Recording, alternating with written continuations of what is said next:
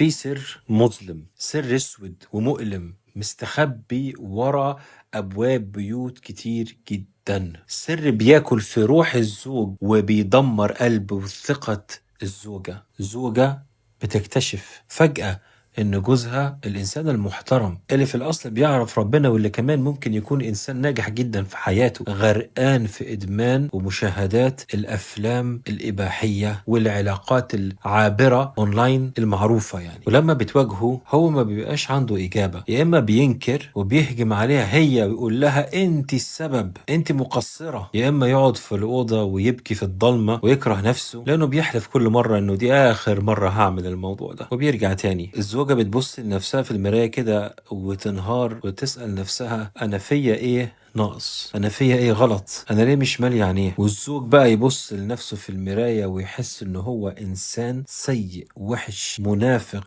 إنسان ذو وجهين بوشين. النهاردة يا حبايبي أنا هفتح معاكم الملف اللي كلنا بنخاف نتكلم فيه. لو أنت زوجة مصدومة ومجروحة، أو لو أنت زوج غرقان في المستنقع ده ومش عارف تطلع منه، أرجوك اسمعني للآخر، لأن المشكلة دي في حالات كتير جدا ملهاش أي علاقة على فكرة بالشهوة الزائدة، وملهاش كمان علاقة بأن الزوجة مقصرة. المشكلة دي ليها جذر، وجذرها الحقيقي ممكن يكون في خلل عصبي، ممكن يكون بسبب ال ADHD اللي مش متشخص ومش متعالج. مش عذر ولا مبرر، لكن ده فخ بنقع فيه، فخ المخ اللي بيموت من الجوع في حاجة ناقصة وخلل جواه مش مفهوم. وعشان نفهم اللي بيحصل يا حبايبي لازم أحكي لكم عن طبيعة المخ ده من جوه. قبل ما أفهم يعني إيه ADHD وقبل ما أعرف طبيعة عقلي، أنا كنت دايما بحس ان انا انسان وحش اصلا من غير حاجه كده.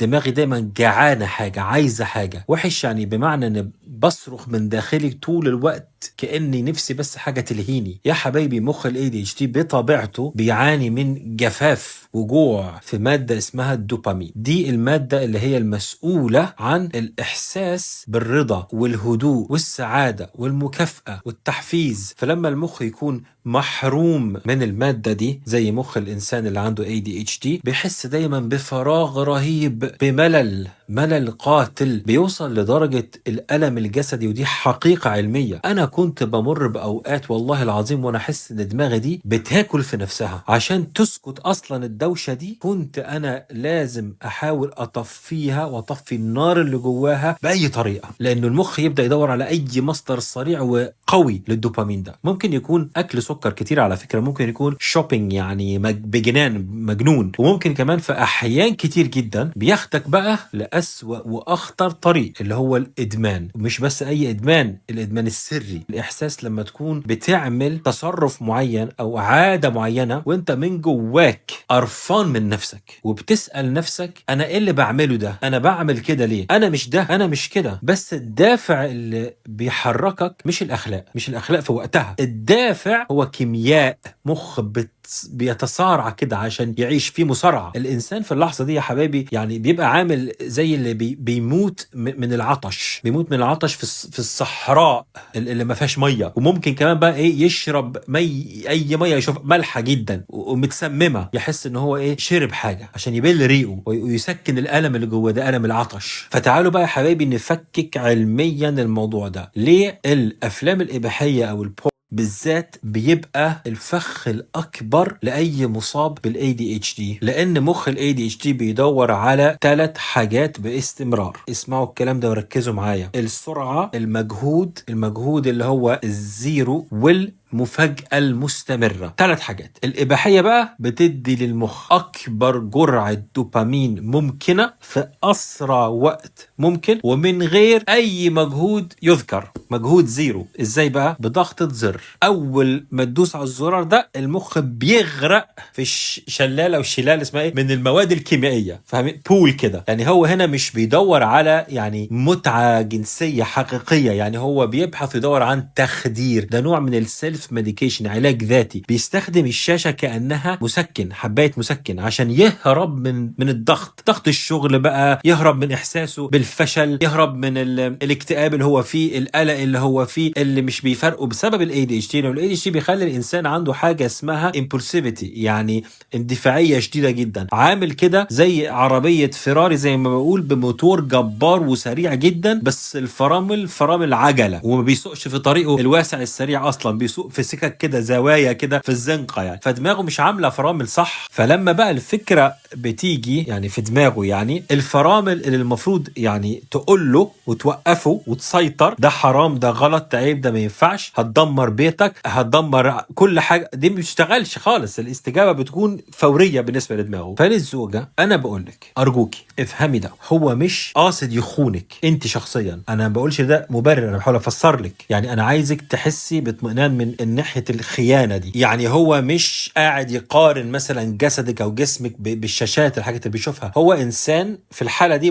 مريض بيعالج نفسه بأسوأ دواء في العالم، واخدين بالكم؟ انت مش السبب، وانت بتكفي واكتر وبتصيدي. يعني الزوج بقى انا بقول لك انت، انا هو شرحت لك مخك عشان ارحمك من جلد الذات، بس اسمعني بقى كويس، الاصابه دي او المرض ده بيفسر الجريمه، مش بيعفيك من العقوبة. خد بالك من القصة دي، انت بتعرف كويس جدا ان عندك ADHD، وال ADHD ده مش مبرر عشان تكمل في الوحل ده، دي نقطة الانطلاق عشان نتعالج. ولو انت مش متشخص لازم تتشخص عشان تبدأ العلاج قبل ما بيتك يتدمر. ومعلش بقى اسمحوا لي بشوية tough love، حب كده بس بقوة وحزم، لانه ايه الحل؟ هل نفضل كده مثلا نعيط بقى ونبكي ونقول اصل مخي مريض، انا تعبان، انا مصاب؟ لا، لازم في خطوات عملية. اول خطوة لازم تبطل تعتمد على قوة الإرادة، مفيش حاجة اسمها كده. مصاب ال ADHD مفيش عنده حاجة اسمها انا همسك نفسي المرة الجاية، مش موجود، ده مش موجود عندك، انسى ده. القاعدة الذهبية يا أحبابي بتقول